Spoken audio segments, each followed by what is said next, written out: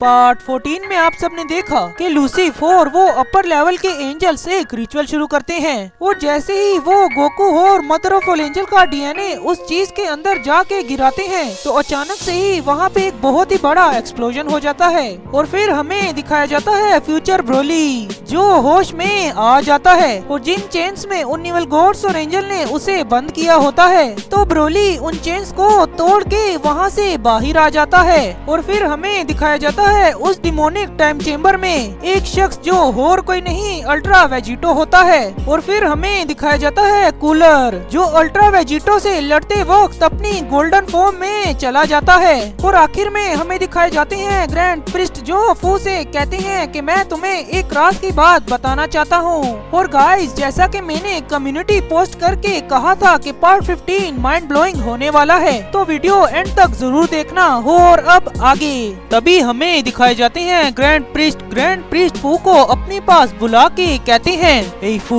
मैं तुम्हें इन evil God's और एंजल की एक राज की बात बताना चाहता हूँ। इन इविल गॉड्स और एंजल ने बचपन में तुम्हारे माँ बाप को मार दिया था। और तभी फू कहता है पर मैं तुम्हारा विश्वास कैसे करूं प्रीस्ट, तुम तो वैसे भी यहाँ पे बंदी हो, क्या पता ये चीज तुम अपने बचने के लिए कर रहे हो। और फिर हमें दिखाया जाता है कि ग्रैंड प्रिस्ट अपनी किसी एक टेक्निक का यूज करके फू को ये चीज याद दिलाते हैं कि कैसे उन इविल गॉड्स और एंजल ने उसके माँ बाप को मार दिया था। और फिर हमें दिखाया जाता है कि फू ये चीज याद करके काफी ज्यादा गुस्सा हो जाता है और वो कहता है इन इविल गॉड्स और एंजल ने मेरे माँ बाप को मारा और मुझे अपना नौकर बना के रखा, अब मैं इन कमीनों को छोड़ूंगा नहीं। और ये चीज उस रिचुअल से कुछ ही देर पहले ही शुरू हुई होती है और इसी वजह से ही फू के पास उसकी पूरी ताकत आ जाती है जो उसने अपने बचपन में खो दी थी,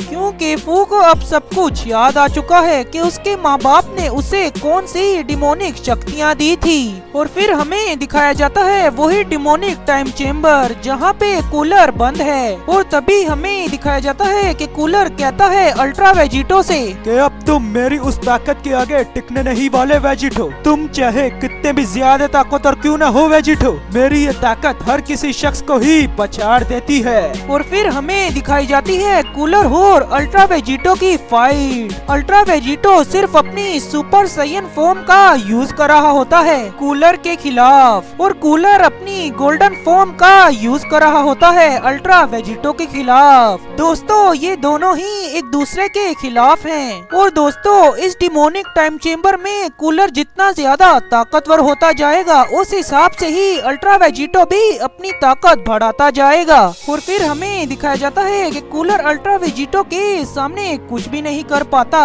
और अल्ट्रा वेजिटो कूलर को बहुत बुरे तरीके से मार रहा होता है, क्योंकि गाइस आप सब तो ये चीज जानते ही हैं कि अल्ट्रा वेजिटो कितना ज्यादा खतरनाक है और ताकतवर भी। और अचानक से ही कूलर अपनी ताकत को बढ़ाने के लिए रेज करता है और फिर हमें दिखाया जाता है कि अचानक से ही कूलर अपनी एक नई फॉर्म में चला जाता है। और फिर हमें दिखाया जाता है कि कूलर की उस नई फॉर्म को देख के अल्ट्रा वेजिटो काफी ज्यादा खुश होता है और वो अपने सुपर साइयन 2 में चला जाता है। पर जैसे ही कूलर अल्ट्रा वेजिटो पे अपना अटैक करता है तो अल्ट्रा वेजिटो समझ जाता है कि इस वक्त कूलर की ताकत काफी ज्यादा बढ़ चुकी है और अल्ट्रा वेजिटो सीधा ही अपने सुपर साइयन ब्लू में चला जाता है कूलर से लड़ने के लिए। और तभी कूलर ये चीज नोटिस करता है कि उसकी पूरी बॉडी का कलर ही चेंज हो चुका है और तभी कूलर कहता है आखिर ये क्या चीज आ गई मेरे पास। और कूलर जब अपनी पूरी बॉडी का कलर देखता है तो वो कहता है अल्ट्रा वेजिटो से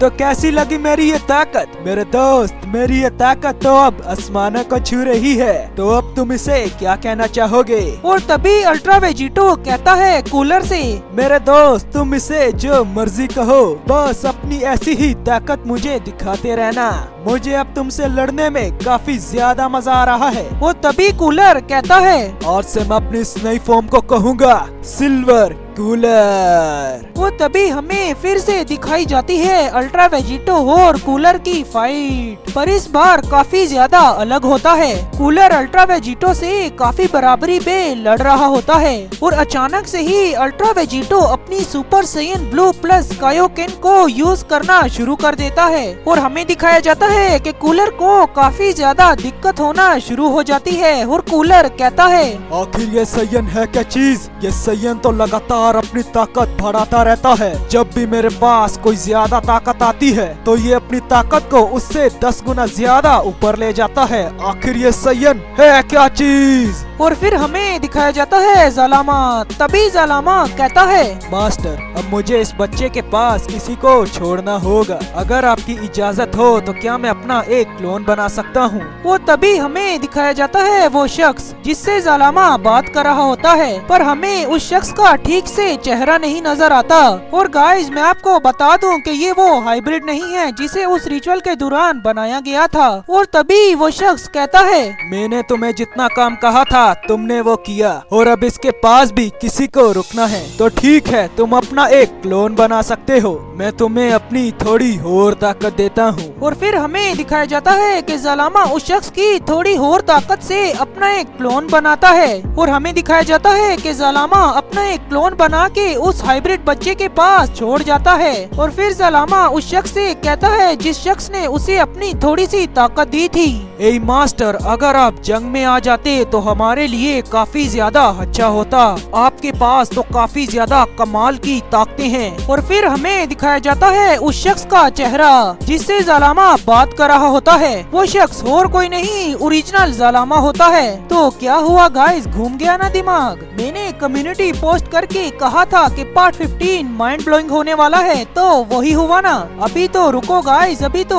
और भी राज खुलेंगे। और अभी तो रुको, क्लाइमैक्स अभी बाकी है। और हाँ गाइस, जालामा ने अपने डुप्लीकेट क्लोन्स भेजे हुए हैं हर टाइमलाइन, हर यूनिवर्स और हर डायमेंशन में। और जालामा तो खुद किसी और ही कॉस्मोस में जाके बैठा हुआ है और जालामा के डुप्लीकेट क्लोन्स उसकी सिर्फ थोड़ी सी ताकत से बने हैं। मेरे हिसाब से तो 0.1% की ताकत से जालामा के सारे डुप्लीकेट क्लोन बने हुए हैं। और गाइस, फिर हमें दिखाया जाता है उस हाइब्रिड बच्चे का चेहरा जिसे उस डुप्लीकेट जालामा ने बंद किया था। और गाइस, वो हाइब्रिड और कोई नहीं, ज़ाइकोर होता है। और फिर हमें दिखाया जाता है वही गॉडली टाइम चेम्बर जहाँ पे गोकू ब्लैक, गोकू, वेजिटा और ब्रोली बंद हैं। और तभी वेजिटा गोकू से कहता है, क्या तुमने उनिवल गॉड्स और एंजल्स के साथ कुछ किया है? क्योंकि उनके प्लेनेट से वो जोन सी एनर्जी आ रही थी वो बिल्कुल तुम्हारी जैसी थी।